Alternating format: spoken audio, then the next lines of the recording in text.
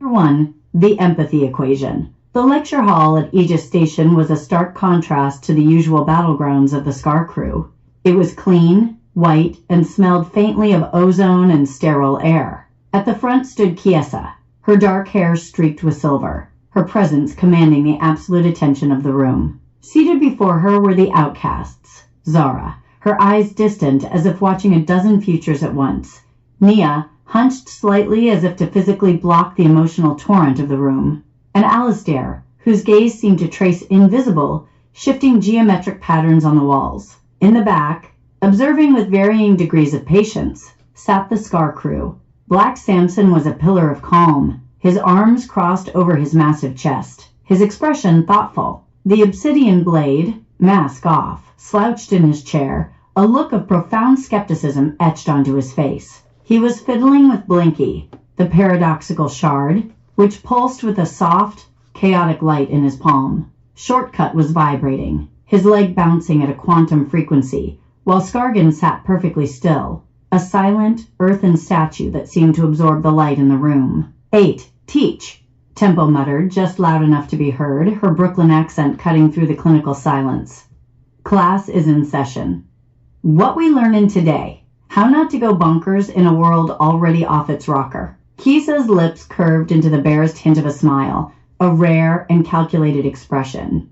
A surprisingly accurate summary. Operative tempo. Today's lesson is on empathy, or more specifically, its weaponization and its potential as a countermeasure. She gestured to Nia Adebayo. Nia, your empathic flow allows you to feel the emotions of others with debilitating intensity. The Scar Genesis and its agents, like the alchemist, thrive on this. They cultivate and amplify negative emotional states, anxiety, despair, turning a city into a psychic battery. They don't just want to kill you, they want you to feel. Blades snorted. Yeah, we got that memo in Frisco. Dude was a real piece of work. He was an artist of agony, Kiesza corrected, her tone sharp as hard light. And his medium was untreated, unmanaged psychological distress. The same distress that fuels your own powers. All of you. She swept her gaze across both the outcasts and the crew. My power ain't distress, Tempo shot back, her chair thudding back to the floor. It's a point of view, with bass. Your sonic flow is a direct, external manifestation of your internal state, Florence, Kiesza said, using her legal name for clinical emphasis. Your anger, your defiance, it becomes a shield, a concussive blast. You project it outward. Nia absorbs it inward. The principle is the same. The flow is a conduit for the psyche. Kiesza turned her attention to Blade. Jeremiah, your bipolar flow is the most literal example. Hikari and Yami, light and shadow. Protection and destruction. You ride the waves of your own internal dissonance. But what happens when an enemy, like Oni Mariah, understands that dissonance better than you do? She didn't defeat you with strength. She defeated you with a whisper, by reflecting your own trauma back at you until you shattered.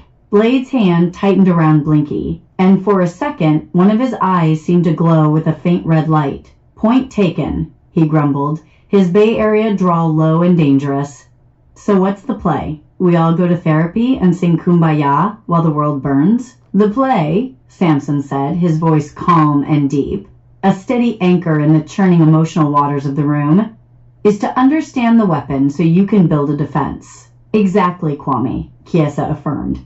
She activated a holographic display.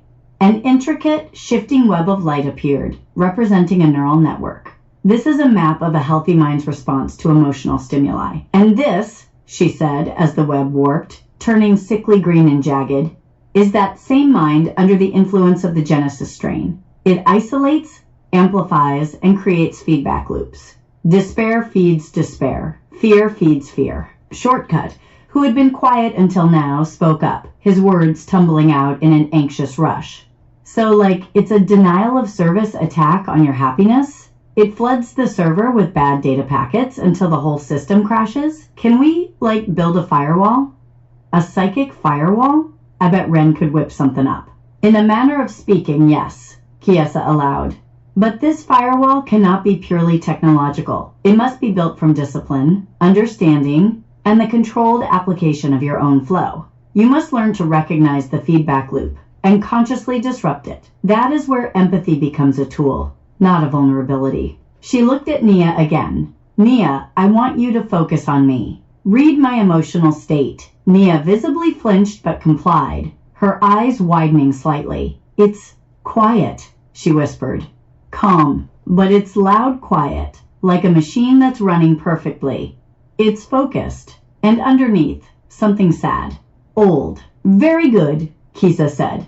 That is my anchor. The memory of my failure, the loss of my village, repurposed into unwavering resolve. It is a scar, but I control it. It does not control me. Tempo, create a sonic shield around Nia.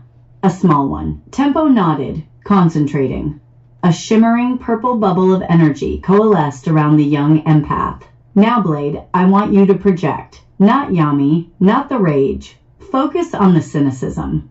The part of you that believes this is all a waste of time. Blade smirked, a humorless, jagged thing. You got it, Doc. He closed his eyes, and the air around Nia's bubble seemed to grow heavier, colder. Nia gasped, her hands flying to her temples, even through the shield. It's getting through, she cried. It feels gray.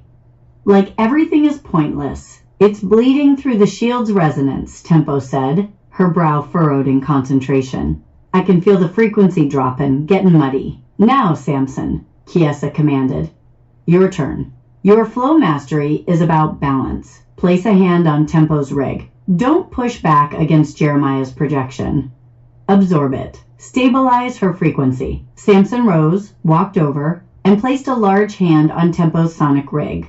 The violet shield around Nia, which had started to waver, solidified, its hum becoming clearer, purer. Nia sighed in relief, the tension leaving her shoulders. Whoa, Tempo breathed. It's like he just tuned my whole system. Everything's crisp. Blade opened his eyes, looking at the scene with a grudging respect. Hood science saves the day again. It is not science, Jeremiah.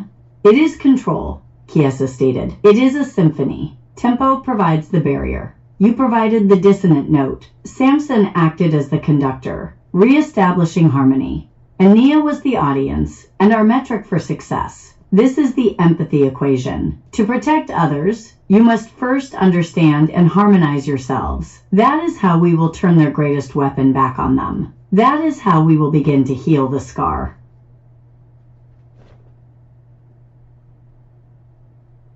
Chapter 2. The Banality of the Beast. This is Kiesza of the Light. The battle against the scar is not fought solely on scarred city streets or in the warped landscapes of other realities. The true war, the one that matters most, is waged within. We have faced beings of pure, malevolent intent, the rust prophet who wishes only for decay, and the time scab who feeds on the very essence of life. We see them as monsters, as aberrations, but this is a dangerous oversimplification. They are extensions of a capacity that resides in all sentient life, a capacity for what we call evil. To understand our enemies, to truly defeat them without becoming them, we must dissect this unsettling aspect of human nature. Why does one person commit atrocities without remorse, while another sacrifices everything for the good of others? The answer is not simple. It is a complex equation of psychology, circumstance, and ideology. Today, at Aegis Station, my students, both the outcasts I have gathered and the Scar crew who have become our frontline, will confront this darkness, not as an external enemy, but as an internal possibility. They must learn that the line between a hero and a monster is not a wall of stone, but a razor's edge they walk every single day. The sterile air of the Aegis Station lecture hall felt heavier today. Kiesza stood before a large holographic display that was, for the moment, blank. The combined assembly of the Scar crew and the outcasts shifted uncomfortably. The previous lesson on empathy had been strange. This one felt like a looming storm. Last time, we discussed empathy as a tool and a vulnerability, Kiesza began, her voice crisp and clinical. Today, we dissect its absence. We will discuss the human capacity for evil. A low groan came from Tempo. Hell no. I had enough of that with my 8th grade history teacher. Can we just get to the part where we punch the bad guys? You cannot effectively punch what you do not understand, Florence, Kiesza countered without looking at her. To do so is to flail in the dark, and you are liable to hit yourself. She activated the display. Words appeared in stark black letters. The dark triad: narcissism, Machiavellianism, psychopathy. Psychological research has identified certain personality traits that correlate with a propensity for harmful, exploitative behavior and a distinct lack of remorse, she stated, pacing slowly. Individuals high in these traits often exhibit low empathy and a disregard for social norms. Blade let out a short, sharp laugh. Dark Triad? Sounds like a band I'd listen to. So you're saying some people are just born assholes? I am saying some are predisposed to it, Kiesza clarified. She gestured to Ronin Sato, the outcast with the control flow. Ronin's innate ability to manipulate others, his hunger for control, aligns metaphorically with these traits. It is a tool, but one that, if left unchecked, can easily become a weapon of pure self-interest. Ronin met her gaze, his expression unreadable, a subtle smirk playing on his lips. Kiesza changed the slide. An image of a drab, simulated prison hallway appeared. The Stanford prison experiment. However, personality is not the entire equation, she continued. Situational forces can make monsters of ordinary people. In 1971, an experiment randomly assigned college students to be, quote, prisoners or guards. Within days, the guards became authoritarian and abusive, and the prisoners psychologically distressed and submissive. The experiment was shut down. It proved that good people can be induced to commit evil acts when placed in a dehumanizing environment with perceived authority. Shortcut was fidgeting intensely, his goggles pushed up on his forehead. So it's the situation, the system? That's what Zimbardo argued, right? That the system is what creates the evil, not the individual apples. But that negates individual responsibility, doesn't it? It's a huge philosophical debate. It is, Kiesza acknowledged with a nod, which brings us to the concept of the, quote, banality of evil, proposed by Hannah Arendt after observing the trial of Nazi officer Adolf Eichmann. She argued he was not a foaming-at-the-mouth sadist, but an ordinary, unimaginative bureaucrat, a cog in a machine of slaughter, whose evil was rooted not in monstrous passion, but in a horrifying lack of thinking. A cog. Samson's deep voice rumbled, filled with contemplation. Like the Legionnaires, the ones in the high-tech gear, they fought with efficiency, not rage. Just following orders. Precisely, Kiesza confirmed. They have surrendered their individual moral judgment to the will of another, be it Centurion or the quantum goddess herself. She changed the display again, showing a news clipping. A woman's mugshot. Case study. Christina Sell. Arson. Animal cruelty. Let us move from the abstract to the specific. Christina Sell set fire to her ex-husband's home, killing 10 animals inside. She was sentenced in January of this year. Why? An act of revenge, a destructive impulse driven by anger and resentment. Kiesza turned to the group. Shadowfang. Helena, who had been observing with silent intensity, straightened up. Yes, Director. Your Oni mode is a manifestation of pure, focused rage, Kiesza stated. You feel it. You channel it. Under what circumstances could that righteous rage, your tool for survival, curdle into this kind of destructive, indiscriminate act? Helena's crimson eyes seemed to glow for a moment. She looked at Blade, then back at Kiesza.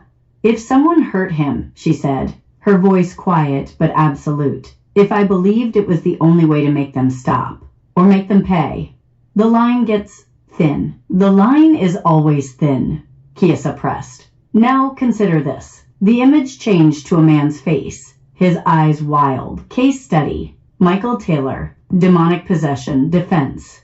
In 1974, this man viciously attacked a friend and claimed he was possessed by demons. The defense was rejected, but it raises a question for our particular context.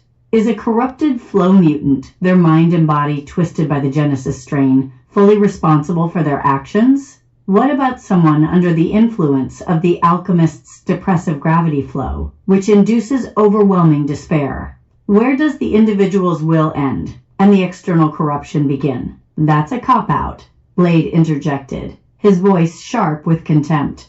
You do something, you own it. Period. Doesn't matter if you got a voice in your head or a damn symbiote strapped to your back. You make the choice.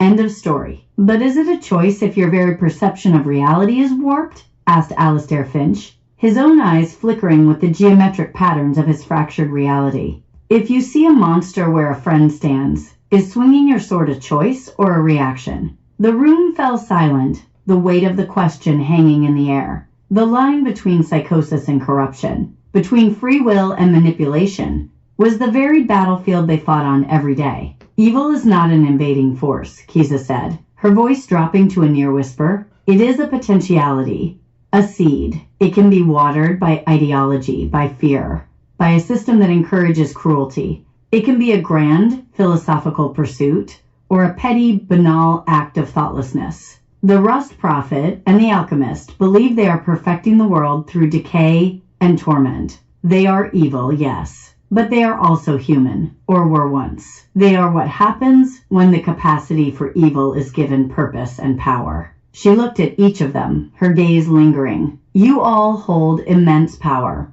You all carry immense trauma. That is a dangerous combination. You must understand this capacity within yourselves. You must learn to recognize your own lines before an enemy shows you where they are. That is the only way to win. The only way.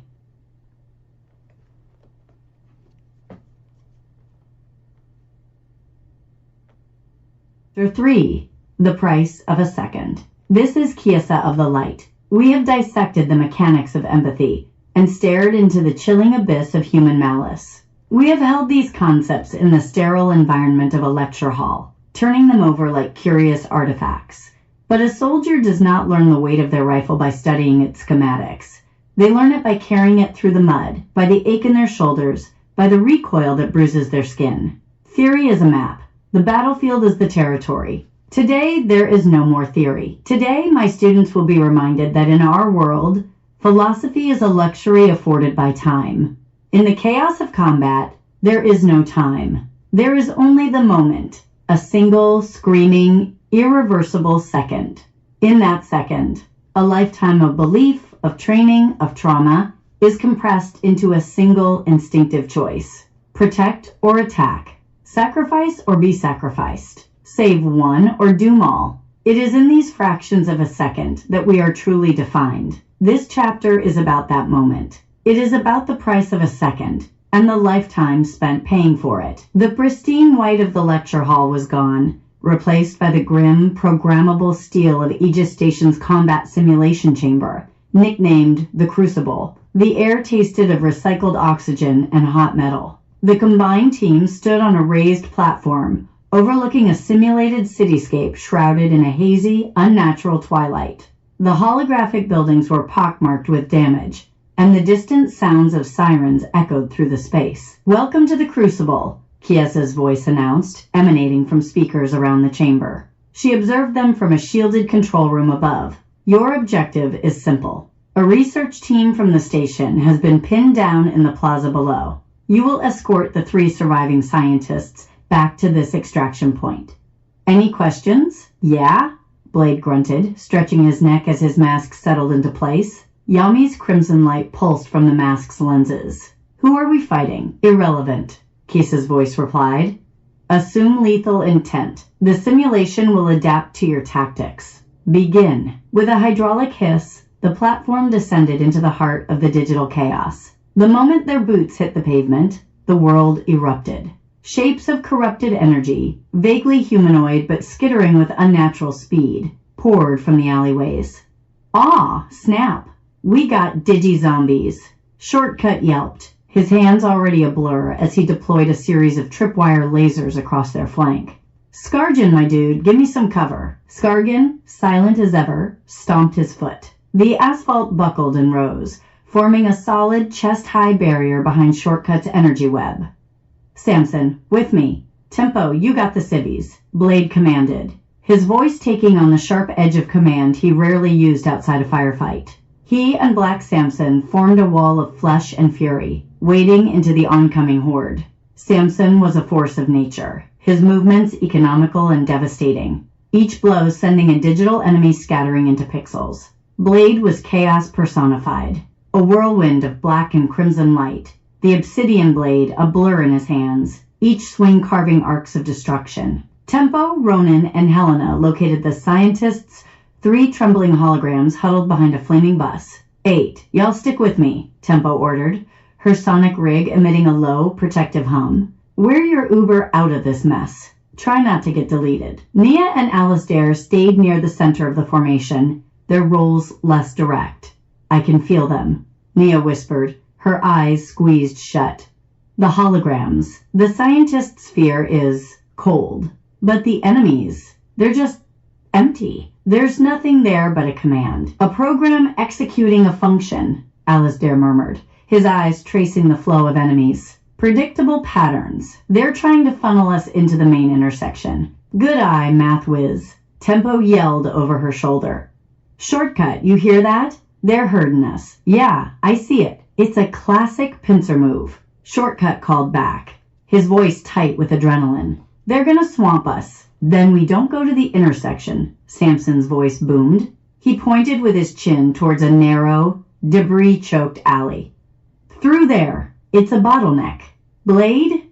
Tempo. Cover our entry. The plan was solid. The execution was messy. As Tempo and Helena guided the terrified holograms toward the alley, a new enemy appeared. A massive, brute-class corrupted, materialized on the rooftop overlooking the alley's entrance, its form glitching and unstable. It raised a cannon-like arm. Heavy, Samson roared. There was no time. The brute's cannon glowed, a high-pitched whine filling the air. It was aimed directly at the scientists. Tempo could project a shield, but it wouldn't hold.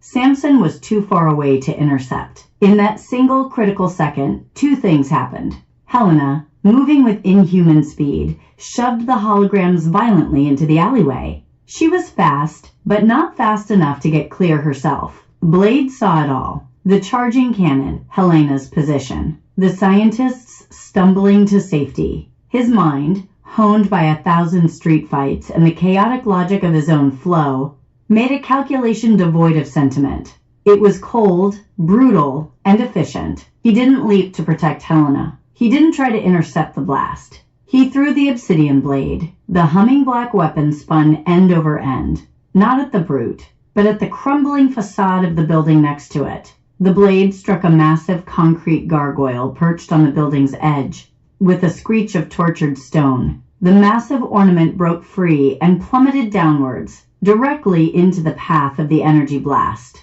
The explosion was deafening. Stone and energy detonated, shielding the alley entrance. Debris rained down, and the brute was momentarily staggered. But the falling rubble didn't just block the blast. A large chunk of concrete, dislodged by Blade's calculated shot, slammed down onto the legs of the last scientist, just as they cleared the alley entrance. The hologram screamed and dissolved into a shower of error codes. Objective failed. Scientist deceased. The words flashed in everyone's vision. The simulation froze. The remaining enemies vanished. The sounds of battle ceased, leaving only a ringing silence. Tempo whirled on Blade, her face a mask of fury. What the hell was that, Blade? You killed him. You sacrificed one of the damn scientists. I saved the objective. Blade shot back, his voice dangerously low as he strode over to retrieve his blade from the rubble. Yami's light was still burning bright. 2 out of 3 ain't bad. The mission was to save the survivors. 2 survived. Helena is alive. You're alive. We're alive. That's a win. That was a person. It was a hologram, Tempo. It was a choice. The big guy was gonna slag all 3 of them, plus Helena. I took the only shot I had. I saved 2 of them and 1 of us. That's the math. It ain't pretty, but it works. That's not enough. Samson's voice cut through the argument. He walked over and placed a heavy hand on Blade's shoulder. The crimson light in Blade's mask flickered and dimmed. He looked at the spot where the hologram had vanished, his jaw tight. The simulation is over. Helena just stared at Blade, her crimson eyes unblinking. Her expression wasn't angry. It was something else entirely. Analytical. She was replaying that second, that choice, understanding the cold, hard logic behind it. She understood that he had valued her life over that of a digital stranger. The platform began its slow ascent back into the sterile reality of the crucible chamber. No one spoke. The price of that 1 second was a heavy silence, filled with the weight of a choice that felt both right and wrong, necessary and cruel.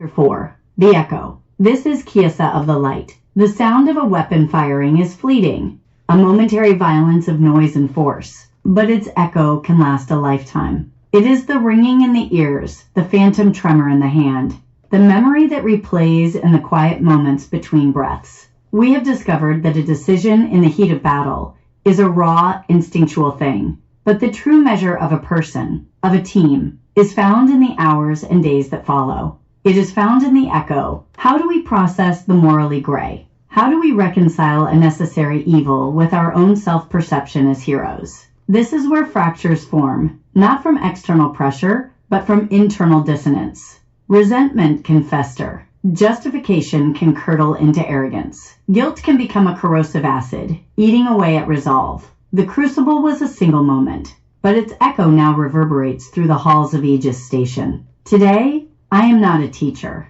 I am an observer. I will listen to the sound of that echo and learn what it is truly made of. For it is in these quiet reverberations that the future of this team will be forged or broken. Hours after the simulation, the mess hall at Aegis Station was quiet. The clatter of cutlery and conversation was absent, replaced by a tense stillness. The air, usually filled with the aroma of nutrient paste and coffee, seemed to hold the metallic tang of the crucible. The team was scattered, islands of silent contemplation. Tempo sat alone at a long table, pushing synth protein around her plate with a fork. She wasn't eating. Her movements were jerky, agitated. Across the room, Blade was methodically cleaning the obsidian blade, each wipe of the cloth deliberate and sharp. He hadn't taken off his mask. The crimson lenses were fixed on his work, ignoring the rest of the world. The quiet broke when Tempo pushed her tray away with a clatter, the noise startlingly loud. "You really don't see it, do you?" she said, her voice cutting across the room. It wasn't a yell. It was a low, simmering accusation. Blade didn't look up. "See what?" "What you did. You act like it was nothing." "Just math." "It was math," he replied, his voice a low rumble from behind the mask, his Bay Area accent flat and hard. "The ugly kind. The kind where you gotta carry the one, and the one is a person. But it's still just math. You do the problem, you get the answer, you move on." "We don't move on." Tempo stood up, her chair scraping against the floor. "That's the problem, Blade. You think everything is a fight you win or lose, and then it's over. Some things you gotta live with. What if that wasn't a hologram? What if that was a real person? Would you have made the same call?" Finally, he looked up. The red lenses of his mask seemed to burn into her. "Yes," he said without hesitation, "and I'd lose a hell of a lot more sleep over it. But I'd still do it, 'cause the alternative was watching you and Helena and 2 other people get erased. My conscience can carry 1 body. It can't carry 4. That's not your call to make. You're not God." "No," he said, standing up. He was a pillar of dark, unyielding certainty. "I'm the guy who was there, and I made the only call I could. You want to be mad? Be mad, but don't you dare act like I enjoyed it." He turned and stalked out of the mess hall, leaving a chasm of silence in his wake. In another corner, Samson was watching Helena, who was practicing knife throwing, sending a small combat blade into a target on the wall with quiet, repetitive thuds. Thwack, thwack, thwack. His logic was sound, Samson said, his voice calm and even. Helena didn't pause. "I know. Thwack. But it was cold. The world is cold." "Thwack. It doesn't have to be," Samson countered gently. "That choice, to save you, he sacrificed a part of himself. Not just the objective. He embraced a part of the Yami that he usually fights to control. The part that sees people as assets and liabilities." Helena finally stopped. She turned to look at the massive man, her crimson eyes analytical. "He saw the board. He made the winning move. You taught him that. Control. Discipline. I taught him to control his power, Samson corrected. I never told him to shut off his heart. There is a difference. Be careful that you both remember that. Meanwhile, a different kind of echo was playing out. Nia sat huddled on a bench, shivering slightly despite the room's regulated temperature. I can still feel it, she whispered to Shortcut and Scargan, who sat with her. It's stupid. I know he wasn't real, but the shock of it. The digital ghost. It's like a piece of static in the air. Shortcut, for once, was quiet and gentle. He nervously adjusted his goggles. Nah, it's not stupid. It's residual data. The simulation was projecting emotional frequencies to make it feel real, right? So when the hologram got deleted, maybe the fear packet didn't get a chance to terminate properly. It's just bouncing around the local network. Your head is the receiver. Scargan, ever silent, reached over and gently took Nia's hand. His own hand felt like cool, solid stone. The shivering subsided. Nia looked at him, surprised. Scargan just nodded, his earthy presence a grounding force against the ethereal static. The silent giant offered a stability that Shortcut's frantic but well-meaning technobabble couldn't provide. Unseen from the doorway, Kiesza observed the fractured scenes. She saw Tempo's righteous anger, Blade's chilling certainty, Samson's concern, and the strange, quiet comfort offered to Nia. She had learned what she needed to. As she turned to leave, her eyes met Helena's across the room. Kiesza gave a slow, almost imperceptible nod, a silent acknowledgement of the complex position the young woman now found herself in, caught between the cold logic of a killer and the warm concern of a father figure.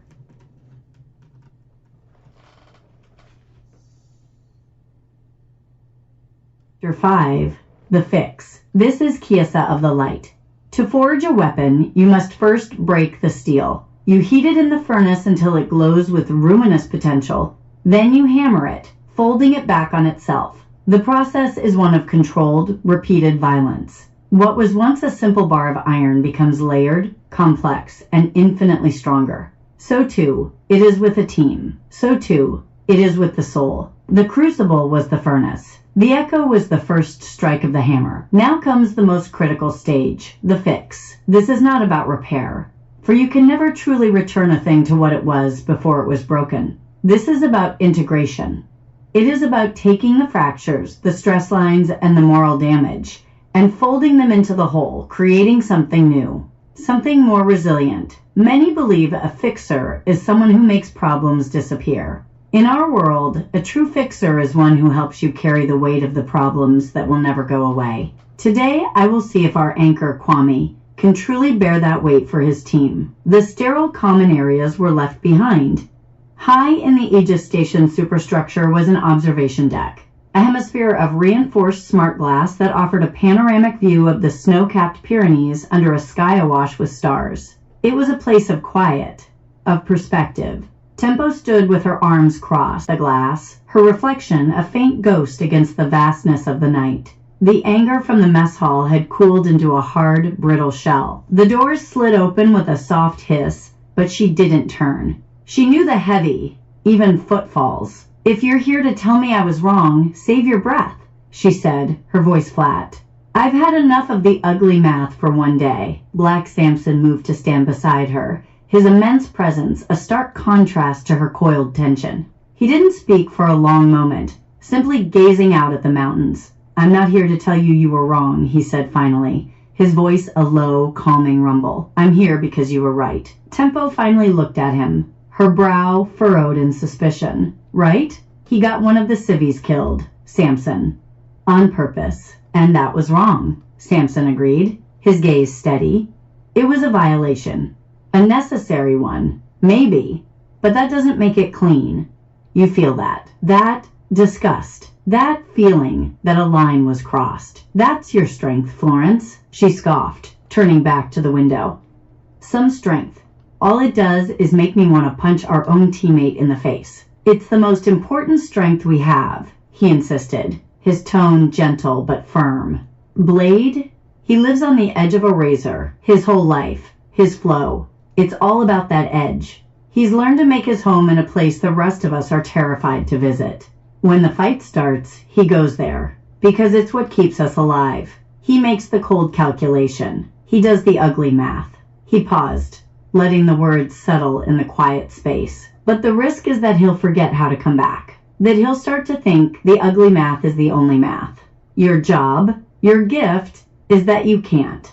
You can't accept it. You're his tether. You're the one who reminds him what normal is supposed to feel like. You're the one who calls him out when he gets too close to that edge. You're the anchor for his humanity, just like I'm the anchor for the team's flow. Tempo's tough exterior finally began to crack. The defiant anger in her eyes softened, replaced by a raw vulnerability. But what if he doesn't come back from it, Kwame? She asked, her voice barely a whisper. What if one day he makes that choice, and it's not a hologram, and he just moves on?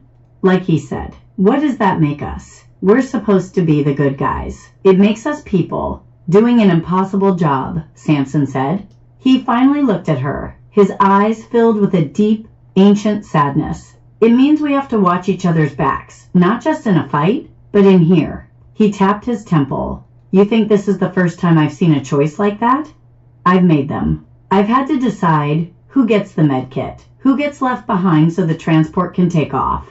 Every choice leaves a scar. He held up his massive hands, calloused and scarred from a lifetime of fighting. The fix isn't about making the scar go away. It's about learning how to live with it. You don't have to forgive Blade for that choice, but you have to understand it, and you have to be ready to pull him back from the next one. Just like he counts on you to lay down a sonic wall to stop a bullet, he needs you to throw up a moral wall to stop the monster from taking over completely. Tempo leaned her head against the cool glass, processing his words. The tension in her shoulders eased.